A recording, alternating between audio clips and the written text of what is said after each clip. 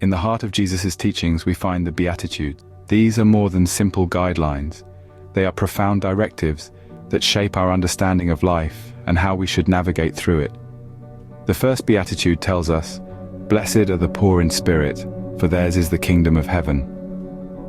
This is a call to humility, to recognize our need for God. It's about realizing that without Him, we are spiritually impoverished. Next, blessed are those who mourn, for they will be comforted. This isn't about simply shedding tears, but about feeling the pain of loss and injustice, knowing that comfort and justice will come. Blessed are the meek, for they will inherit the earth. Meekness isn't weakness, but strength under control.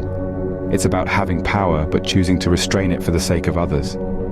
Then we have, blessed are those who hunger and thirst for righteousness, for they will be filled.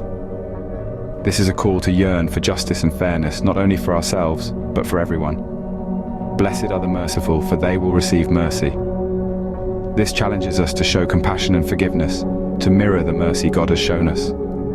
Blessed are the pure in heart, for they will see God. This is an invitation to cultivate sincerity and integrity, to be authentic in our pursuit of goodness. The penultimate Beatitude says, "Blessed are the peacemakers, for they will be called children of God." This is a call to active peacemaking, to bring harmony where there is discord. And finally, blessed are those who are persecuted for righteousness' sake, for theirs is the kingdom of heaven. This is a promise that suffering for doing what's right is not in vain. The Beatitudes call us to embrace humility, mercy, and peace, setting the foundation for the rest of Jesus' teachings. They challenge us to live selflessly, to love generously, and to seek justice and peace. And in doing so, they promise us blessings that transcend worldly understanding. Jesus didn't just teach principles, He gave us a purpose. He called His followers to be the salt of the earth and the light of the world. But what does that mean? Let's break it down. Salt, in the time of Jesus, was a precious commodity. It was used to preserve food, to keep it from spoiling. It added flavor, making the ordinary extraordinary. Similarly, we, as followers of Jesus, are called to preserve the goodness in the world, to add flavor to life, to make it richer, deeper, and more meaningful. And then there's light.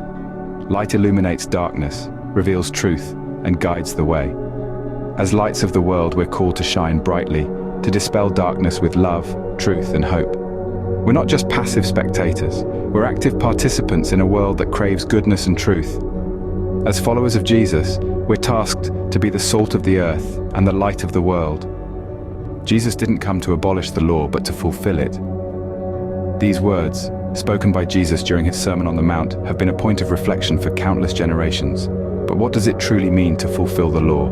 And how does this concept apply to us today? When Jesus spoke of fulfilling the law, He was not referring to a literal interpretation of the ancient texts. Rather, He sought to bring out the deeper spiritual meaning behind the written words. The law, in its purest sense, is a guide to living, a compass pointing us towards love, justice, and righteousness. Jesus' teachings often challenge the traditional interpretations of the law, pushing His followers to look beyond the literal text and delve into the true spirit of the law. In the Sermon on the Mount, He took the established rules and expanded upon them, revealing a deeper level of understanding. For example, the law stated, "You shall not murder." Jesus took this a step further, teaching that even harboring anger towards another person was against the spirit of the law. The law said, "You shall not commit adultery." But Jesus taught that even looking at another person with lust in your heart was a violation of the law's true intent. In essence, Jesus was calling His followers to a higher standard, a standard not just of actions, but of thoughts and attitudes as well. He was emphasizing that the kingdom of God is not just about following rules, but about living out the values of love, mercy, and justice in every aspect of our lives. So when we talk about fulfilling the law, it's not about rigid adherence to a set of rules. It's about embodying the spirit of the law in our daily lives, in our actions, and in our hearts. Jesus calls us to live not only by the letter of the law, but by its spirit, embodying love and justice. This is the essence of the fulfillment of the law, a central theme in the Sermon on the Mount, and a guiding principle for all who seek to follow in the footsteps of Jesus. Jesus teaches us to reconcile, not retaliate. In the Sermon on the Mount, Jesus lays down a revolutionary approach to anger. He urges us to go beyond the surface of the emotion, to understand its roots, and to choose forgiveness over bitterness. He encourages us to replace our anger with a deep, compassionate understanding of the other person's perspective. Isn't it fascinating how he transforms a negative emotion into a powerful tool for personal growth and transformation? Rather than letting anger control us, Jesus guides us to take control of it, to use it as a stepping stone towards reconciliation. He stresses that conflict should not be an end in itself, but a means to an end, the end being reconciliation. He teaches us that it's not about who's right and who's wrong, but about finding common ground, about understanding, and ultimately, about love. In the kingdom of God, reconciliation replaces retribution. Jesus calls us to a life of integrity. In the Sermon on the Mount, he makes a powerful point about honesty and commitment. He advises against swearing oaths, not because they are inherently wrong, but because they can be used to deceive. Instead, he encourages a simple yes or no. This teaching isn't about legalistic rules, but the heart's condition. It's about being people whose actions match their words and who don't need to swear an oath to be believed. It's about living a life of honesty, where our words are trustworthy and our commitments are kept. Jesus is calling us to a life of integrity, where our yes means yes and our no, no. It's a life where our word is our bond, and where truth isn't just something we speak, but something we live. Our words should reflect our commitment to truth and integrity. Jesus challenges us to love our enemies. This is a statement that might seem strange, even counterintuitive. After all, aren't enemies the very people we're supposed to be against? But in the Sermon on the Mount, Jesus invites us to a higher standard, a different way of thinking. He says, "You have heard that it was said, 'Love your neighbor and hate your enemy.' But I tell you, love your enemies and pray for those who persecute you." This is a radical and transformational concept. It challenges us to extend our circle of love beyond those who are easy to love, even to those who may have hurt us, those who disagree with us, those who make our lives difficult. This kind of love isn't about feelings or even agreement. It's about recognizing the inherent worth and dignity of every person, no matter how they treat us. It's about acting with kindness and compassion, even when it's hard. It's about seeking the best for others, even if they wish us harm. And it's not just about us as individuals. It's about the kind of society we want to build. A society where love is stronger than hate, where understanding bridges the gap between us and them, where forgiveness heals the wounds of conflict. Praying for our enemies is part of this process. It's not about asking God to bless their harmful actions, but about asking Him to touch their hearts, to bring them to a place of understanding and peace. It's also about asking God to help us let go of our anger and resentment, to give us the strength to love as He loves. This isn't easy, it's a journey, a process. It requires courage and humility, but it's a journey worth taking, for it leads us closer to the heart of God, closer to the kind of love that can change the world. In Jesus' kingdom, love is not limited to friends, but extends even to those who oppose us. This is the extraordinary, life-altering challenge of the Sermon on the Mount. Will we accept it?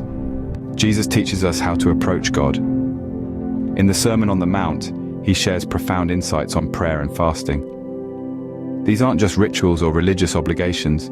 They are intimate conversations and personal sacrifices made to strengthen our relationship with the divine.